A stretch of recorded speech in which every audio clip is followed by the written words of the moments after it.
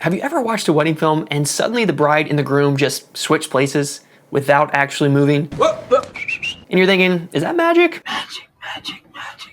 No, it's not magic. It's actually a mistake. And it all comes down to one rule that a lot of wedding filmmakers simply overlook, and that is the 180-degree rule.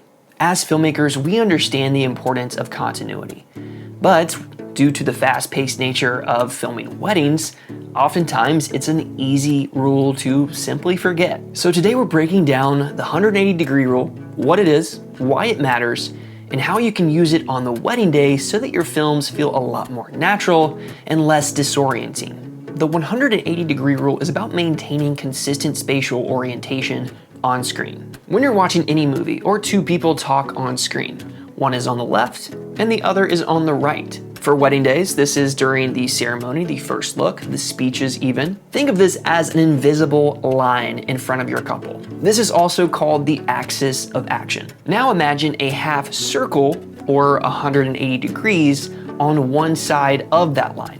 As the filmmaker, you want to keep your camera on one side of the line when filming. If you cross over that line without actually showing the viewer that you moved, you can confuse the viewer and create that jarring feeling later on in the edit. You know, sometimes I like to say that rules are just simply suggestions when it comes to wedding filmmaking, but this rule, I feel like it's so much more than just a film school guideline. This invisible rule simply makes your films feel more pro, and it helps you build clarity within the message of your film, because our brains naturally want to know where people are in relation to the moment. And when the screen suddenly flips, it feels wrong, it feels disorienting, we get confused, it breaks the continuity, the cinematic flow of the story, and worse, it removes you completely from the emotional connection. I know wedding days are chaotic, and usually it's better to break the rules in order to serve the moment, rather than being technically perfect. But if you have to break the 180-degree rule, it's better to show that movement rather than create this jump cut effect inside your edit. For instance, let's look at Liz and Christian's wedding. During the first look with her dad, I intentionally crossed the 180-degree line in order to reposition. Because I only had one camera rolling here and I needed to flip sides to get a better angle, I showed this transitioning happening on screen so the viewer felt like they were traveling with me. The 180-degree rule grounds the viewer in the scene. They want to be immersed, especially when it comes to emotionally driven wedding films. No one wants to break a mental sweat trying to figure out where we are, what's happening, what the heck did I just watch?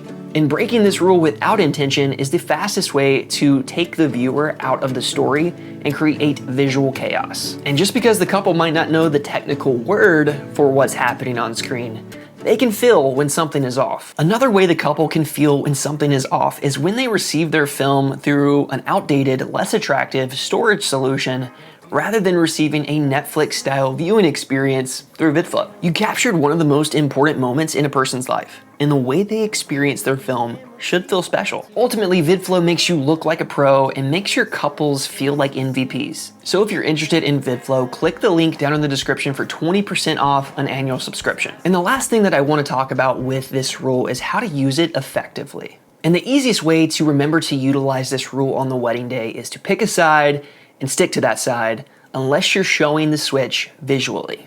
All cameras should stay on the same side of the couple, so when you go to cut between your shots, they all flow in a continuous and natural way. This also goes for the groom reaction and the bride's entrance into the ceremony. I can't tell you how many times I've made this mistake, I've seen this mistake, where you're capturing the groom's reaction on the left side, but you capture the bride's entrance on the opposite side. You want to make sure that you're on the same side as this moment is taking place. The best approach to this emotional scene is to have one camera on the left or the right side and capture the same action on that same side. Because if you don't and you cut between these moments, again, it's just going to create confusion. It's just going to take you out of that emotion. And this is one of the most important moments during the wedding day, and you want to make sure that you're capturing it effectively. So when it comes to the 180-degree rule, pick a side, stay on that side, unless you show the switch visually. But that's it for me. I hope you found this video helpful and valuable in some way. If you did, it would mean so much if you consider liking and subscribing. Drop a comment below, and until next time, keep creating and telling beautiful stories. Peace.